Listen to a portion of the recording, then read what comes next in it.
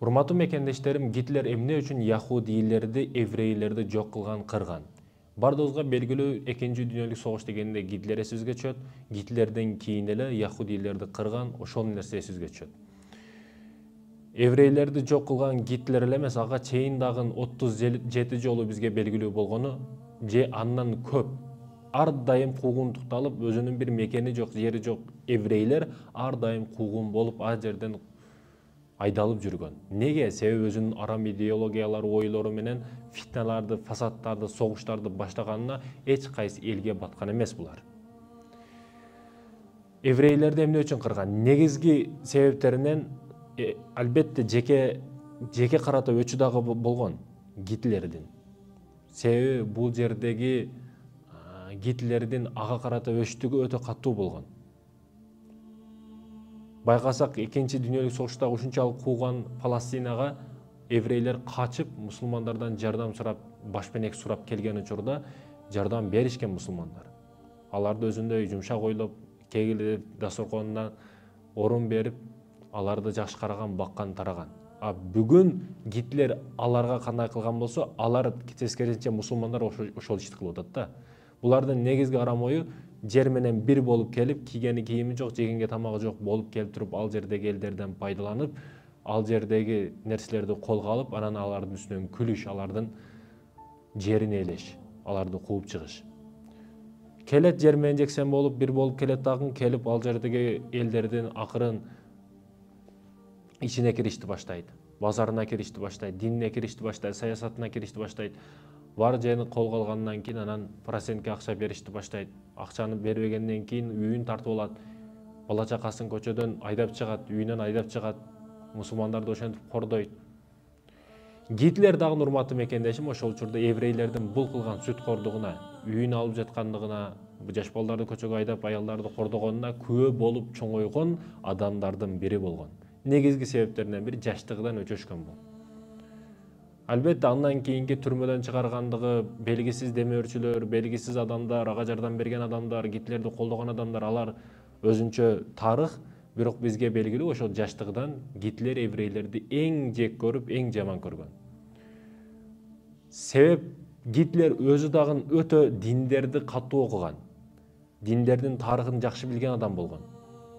Ал эмес, эң көп китеп окуган, гезит окуган адамдардын катарына кирген, журнал окуган адамдардын катарына кирген Гитлер.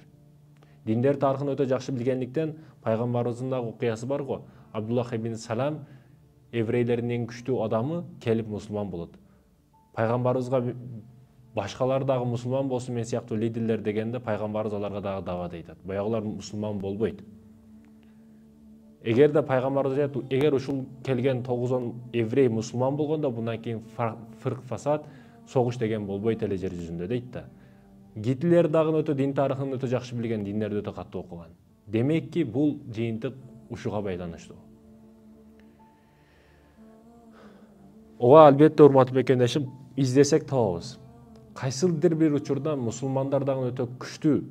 Бизде Бухарилердин, бизде эң күчтүү алымдардын, бизде тазакандар атат да, биз ошол өнүккөн адамдардын катарындагы элдердин урпактарыбыз да.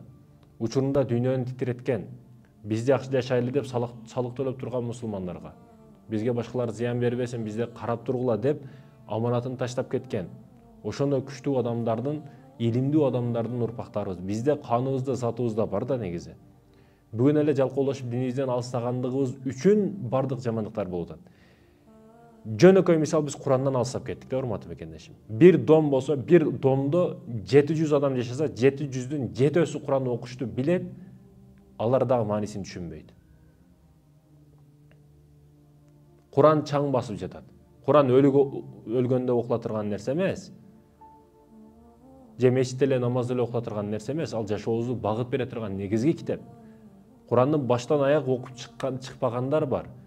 Деги эле Куран дегенде колуна карап тааныш тамгасын таппагандар бар. Ошондуктан да айтат го сөздөрдөн, Курандан расмыдан, исламдын атыдан башканы билбей калды деп. Чындыгында ушундай. Жаштарда бүгүн колунда телефон, айпадтай телефон болсо болду. Жок, биз оңолушубуз керек, илимге аракет кылышыбыз керек. Бүгүн еврейлердин өнүкөнүн карасаңыз, акшдан кийин эле эң жакшы аспаптарды, инструменттерди Израиль колдонот. Израилди мен мамлекет катары көрбөйм. Неге? Палестинадан келип жерин алып алган. Согуштан кийин, согуш учурда Гитлер кубалаган, еврейлерди жок кылаган, кырган, андан кийин эле качып кайда барарын билбестен Палестинага келип, Палестинада 1948-жылы Сталин жер бөлүп берген буга еврейлерге. Ага чейин Орусияга да келишкен, ар жерге барып көрүшкөн. Ар дайым куугунтукталып жүргөн булар. Неге? Эч ою таза эмес. Сизге 100 жыл кошуна болушу мүмкүн, 10 жыл кошуна болушу мүмкүн, бирок ал еврей бойдон кала берет. Эч качан бир жакшылыгы жок алардын.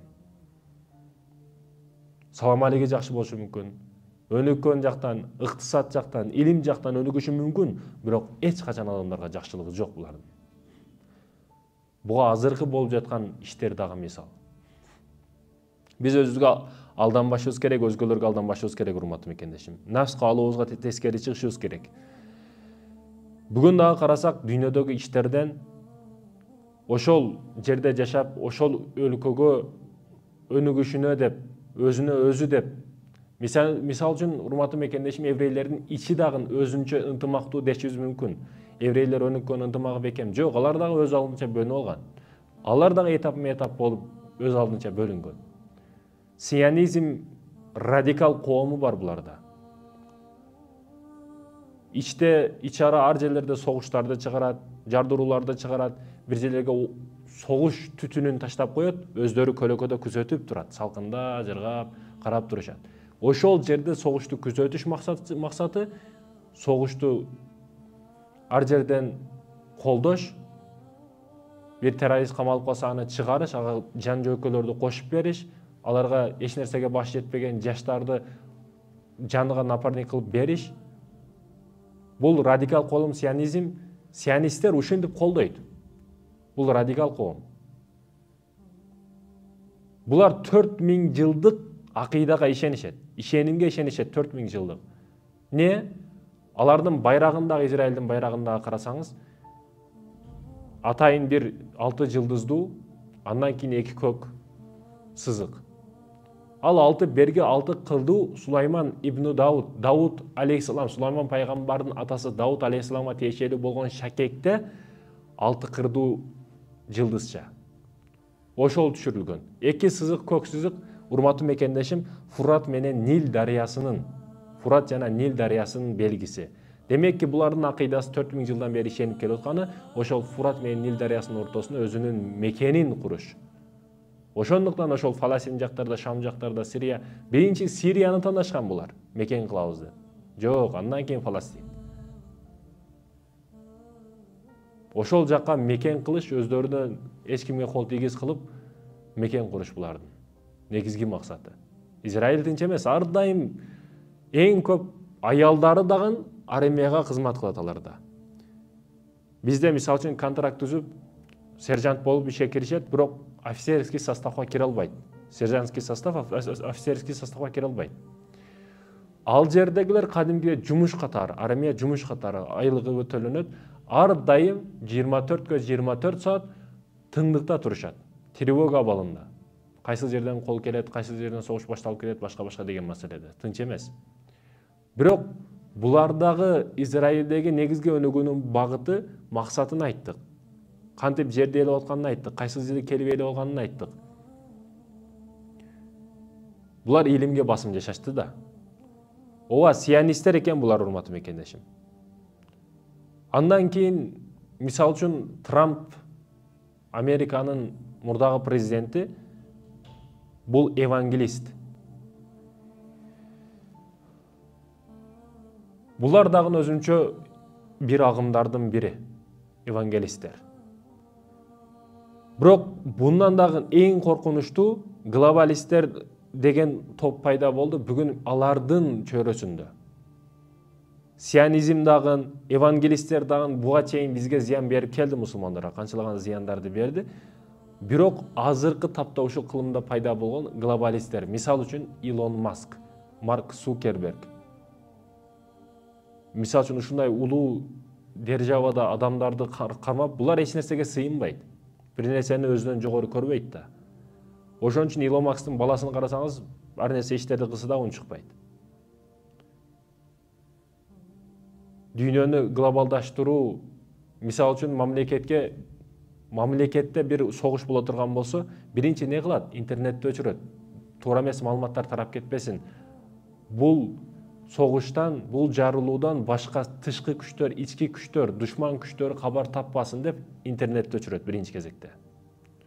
Булардын негизги максаты Илон Маск мисалы үчүн ушул жалпы түрдө дүйнөлүк Wi-Fi'ды ишке киргизишибиз керек деген ойду билдирип атат. Мунун негизги максаты не? Эгерде керек учурда мамлекетибизден сырткаркы иштерди өз пайдасына чече берет дегени да бул. Өзүнө керектүү учурда, каалаган учурда өзүнө керектүү ишин кыла берет. Мамлекет Wi-Fi'ды өчүрүш керек эле, интернетти өчүрүш керек эле, бирок өздөрүнүн мамлекетинин, жеке мамлекеттин колунда эмес бул. Тияктан башкарылат. Глобалисттер ушундай нерселерди. Мисалы үчүн Теслага дагы машинасына отурасыз, уктайсыз, каалаганыңызды кыласыз, ал кызылда токтойт, каалаган жерге алып барат. Анан бир күн келип уктайсыз, көзүңүздү ачсаңыз, Илон Масктын адамдарынын алдында турасыз. Мисалы үчүн да. Дүйнөнү глобалдаштырган бул адамдар. Азыр урматтуу мекендешим, биз сионизмди айттык, радикал коом деп. Еврейлердин өзүнүн ичиндеги коом ар дайым бизге зыян берип, 4000 жылдык акыйдага ишенишип, бизге мусулмандарга ар дайым койнундагы котур ташы менен зыян берип келет. Евангелисттер дагы булардан калышпастан зыян берет. Бирок булардан дагы, сионизмден дагы, евангелисттерден дагы күчтүүрөөк коркунучту бере турган, жамандыкты кыла турган бул глобалисттер. Биз буларга кантип жетебиз? Илим менен жетебиз. Булар макул курал менен башка менен зыян берип атат, бирок булар урматтуу мекендешим, илим жааттан кетип жаткандыгы үчүн коркунучтуу. Бүгүн биз дин экен деп дин жактан эле окубастан IT тармагына киришибиз керек, медицина тармагына киришибиз керек, саясат жаатына киришибиз керек. Жаштарыбыз бербеш керек, окуш керек ушул жааттарга. Мисалы үчүн жөнөкөй эле гинекологияга барса аялым, ал жерде өгүздөй болгон эркек киши отурат. Жок, ал жерде аял киши отуруш керек эле. Мусулман кызы отуруп, мусулман кызды күтүп алыш керек эле. Бизде жок, тиешелүү адистер жок. Кыздарыбызды беришибиз керек, окутушубуз керек. Келет, шаарга келет, тилге окуйт, 2 жыл окуса окуду, болсо күйөөгө чыгып кетет. Окуй турган кыздар да жакшы кыздар. Кээ бирөөлөрү каалаганча жүрө берет, күйөөгө чыкпайт, башка кылбайт. Чыккан учурда да башка бирөөгө. Жок, андай болбош керек. Кыз бала окулуш керек, окутуш керек кыз баланы. Себеби ал жөнөкөй адамды тарбиялабайт, адамды адам кылып тарбиялай турган кыз да ал. Анын үчүн өзүндө эчтекеси жок болсо, кантип берет башка бирөөгө? Өзүндө болуш үчүн илим алыш керек ал.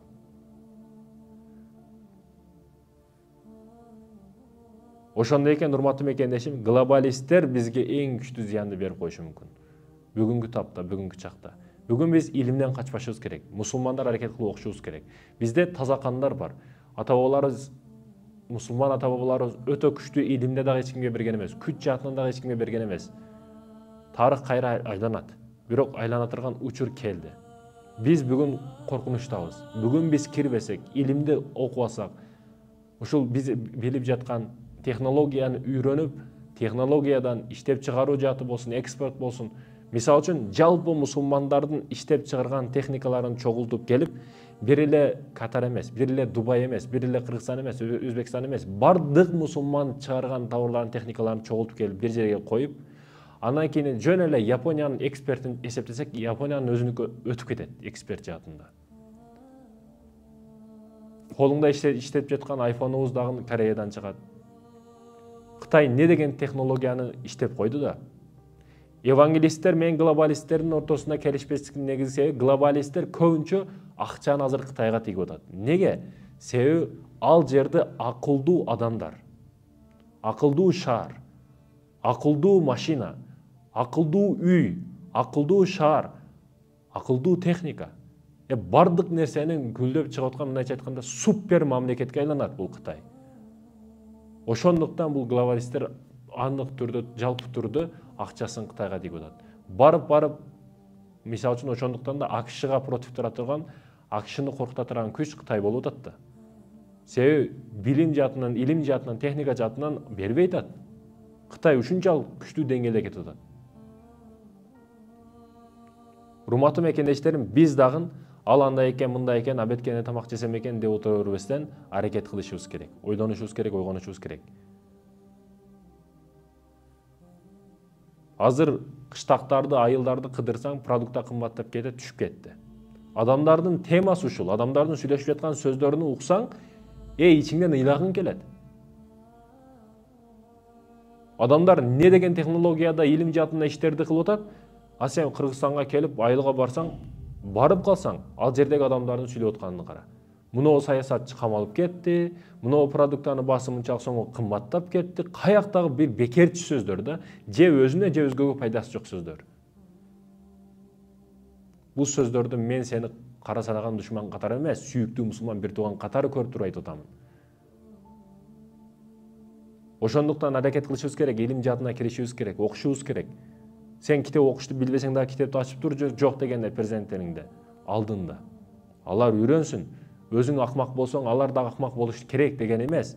Өзүң жашоодо бир нерсеге аракет кылып жетпей калган болсоң, балаң дагы жетпей калыш керек деген эмес. Өзүң окубадыңбы, демек балаңды окут. Кээ бирөөлөр баласын Россияда иштеш үчүн чоңойтуп аткандай да. Өзү Россияда иштейт, кичинеден кийин балам бой жетет, Россияга алып келем деп ушинтип сүйлөйт.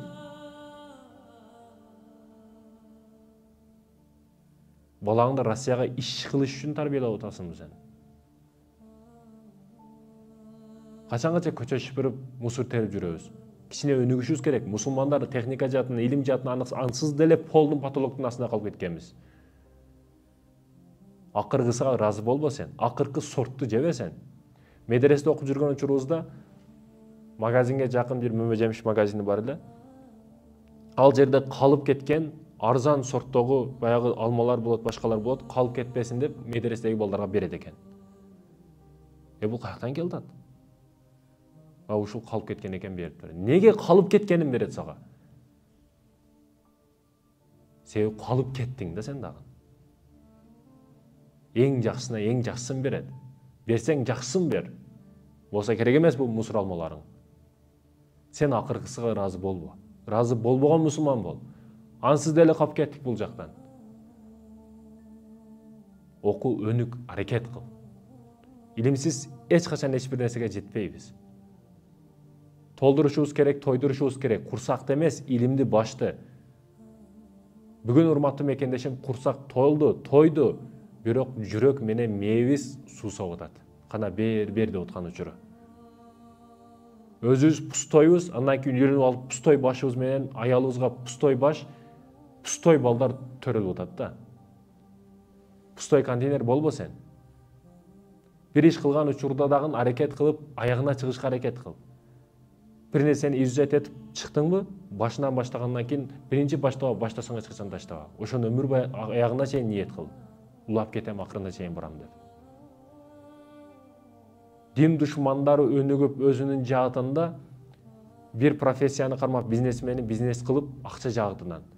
Медицина медиктери врач болсо, врач болуп өзүнүн жаатынан. Өзүнүн улутташын, өзүнүн көз кармагын карайт, тарайт. Бекер кылат алардыкын. Еврей еврейге гана үйлөнө алат. Еврейдин кызы еврейдин баласына гана тие алат. Алар улут, өз ара улут болгону менен өз ара ичиндеги кызганыч сезими дагы өтө күчтүү. А биздикилерди кааласа Кытай келип алып кетип атат, кааласа анысы мунусу алып кетип атат. Ичибизден кызганыч сезими, илимге болгон басым күчтүү болуш керек бизде. Урматтуу мекендештерим, биз жаштар бекерчи болбошубуз керек. Шаарга бишкекке түшсөңүз, шаурмаканалар, гамбургерканалар, кафелер толтура. Бирок толтура кафенин ичинде толтура жаштар. Бир китеп окуп отурабы, бир жакшы иш кылып отурабы десең, жок, колдо телефон. Бир кыз, бир бала болуп терилип отуруп алган чөжө короз болуп. Колунан бир иш келбейт. Жашоосунда бир результаты жок, жыйынтыгы жок. Ою дарды кыз качан үйлөнөм, үйлөнүш тематикасындагы темаларды сүйлөшүп отурат. Жашоого даяр эмес, нанды неле деп жүрөт али. Памперсига кие турган жашта али. Бирок Сүйлөгөн сөздөр о асмандан.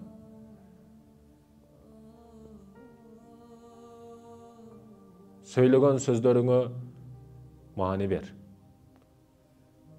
Убагында Абдулхамидтин алдына дагы келет да. Палестинадан бизге жер бер деп еврейлер келет. Даф oldu. Бар жогол, дафол, кет.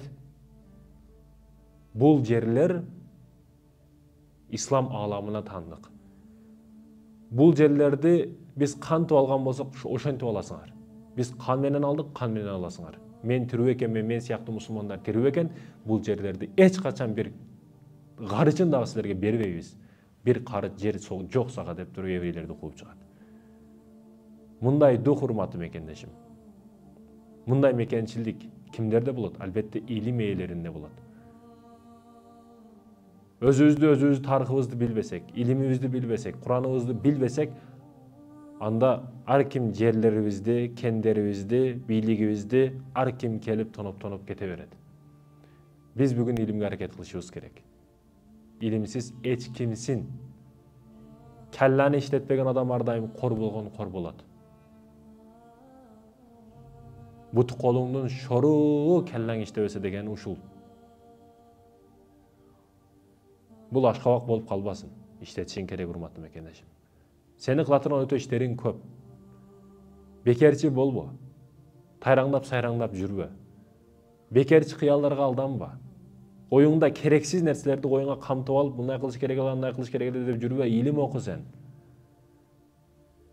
Бүгүн жаштардын, студенттердин, окуучулардын мекен үчүн эмне кылам деп суроо беришет.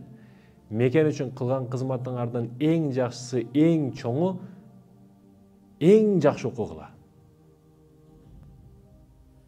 Сен университетти шылтоо кылба. Бул мектебим жаман деп ремонтун шылтоо кылба. Айылдарда Баткендин четинде калып кеткен, границада күндө согуш, ошол жерден эң мыкты окуучулар чыгат. Неге? Ал жерде ремонту жок, башкасы жок, тынч эмес. Эң күчтүү окуучулар жетилип атат. Демек адамдын өзүнөн экен. Итти Кыргызстанга койсоң да, алып барып Африкага алып барсаң да, алып барып Меккеге алып барып койсоң да, ит деген кылат. Ал ит боюнча кала берет, өзгөрбөйт эч качан.